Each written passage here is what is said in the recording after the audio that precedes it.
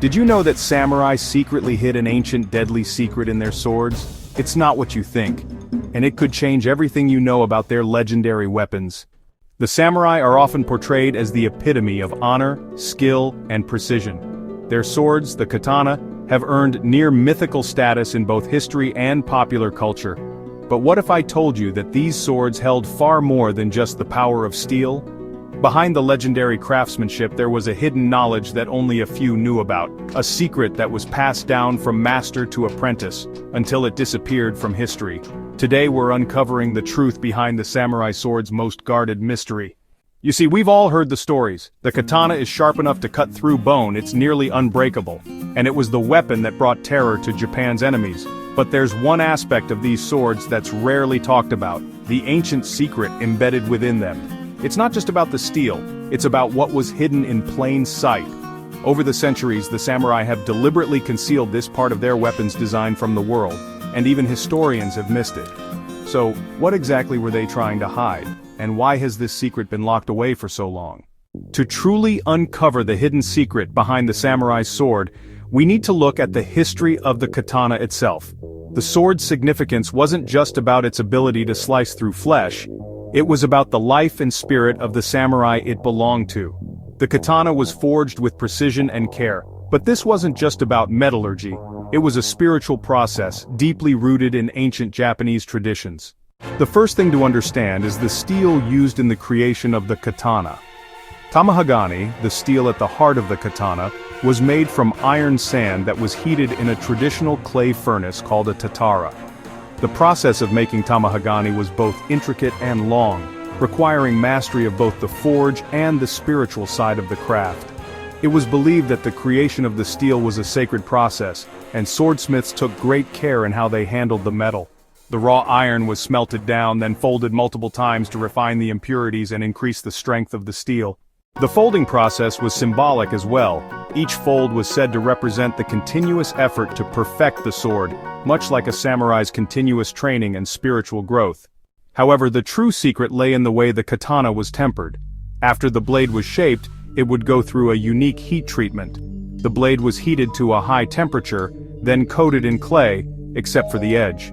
The samurai swordsmiths would apply a thicker layer of clay along the spine of the blade and a thinner layer along the edge. This technique ensured that the edge would cool rapidly, creating a hard, razor-sharp surface, while the spine cooled slowly and remained more flexible. This difference in cooling rates created what's called the hamen, a visible line that ran along the edge of the sword.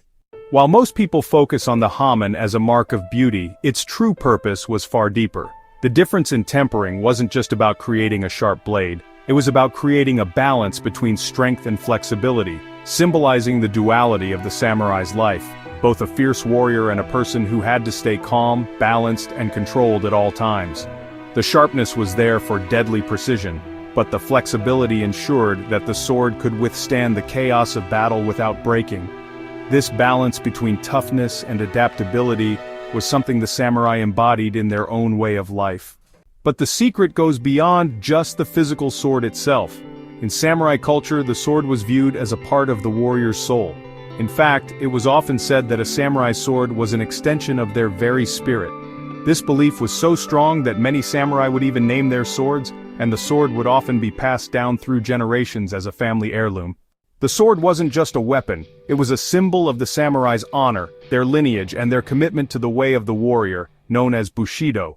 But what's even more intriguing is the idea that samurai didn't just rely on the physical aspects of the sword for protection. Many believed that a sword could take on spiritual properties over time. According to ancient beliefs, once a sword had been forged, it could capture the essence of the samurai who wielded it. This is where the concept of kiryoku comes into play. Kiryoku refers to the spiritual energy that could be infused into the blade. When a samurai wielded his sword in battle, his energy, his strength, focus, and will, was transferred into the blade, making it more than just a weapon. It became a living, breathing entity tied to the samurai's spirit. This connection was believed to make the sword not only a tool for war, but also a spiritual artifact that could protect the samurai from harm and bring them victory. The katana also played a significant role in the samurai's mental and spiritual training. The act of drawing the sword from its scabbard wasn't just about preparing for battle. It was a ritual that involved a deep connection between the warrior and the weapon. This ritualized act, known as iaijutsu, was practiced as a form of meditation and self-discipline. The samurai believed that when drawing their sword they were not just readying themselves to fight, they were mentally preparing for life's challenges.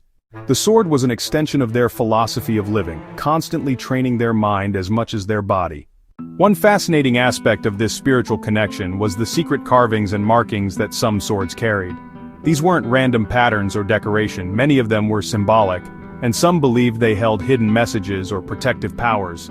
Some katana had engravings along the tang, hidden deep inside the sword, where no one would see them unless they knew where to look.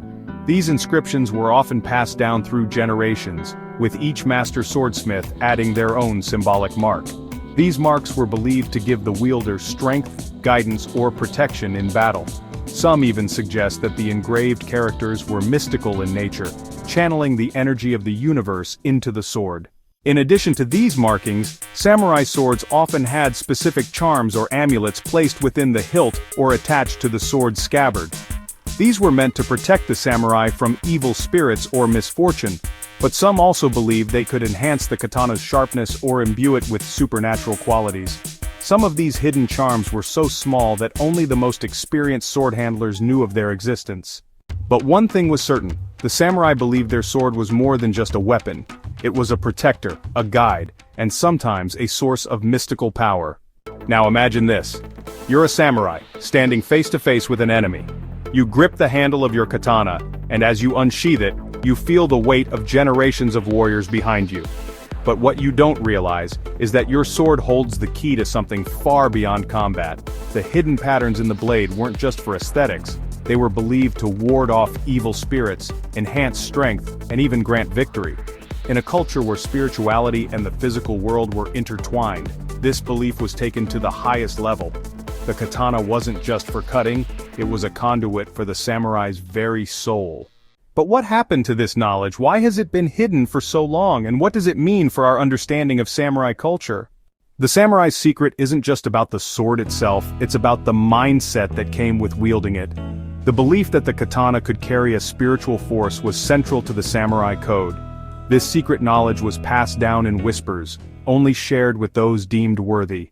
And while modern scholars may have overlooked these spiritual aspects, the samurai themselves knew exactly what they were doing when they wielded their blades.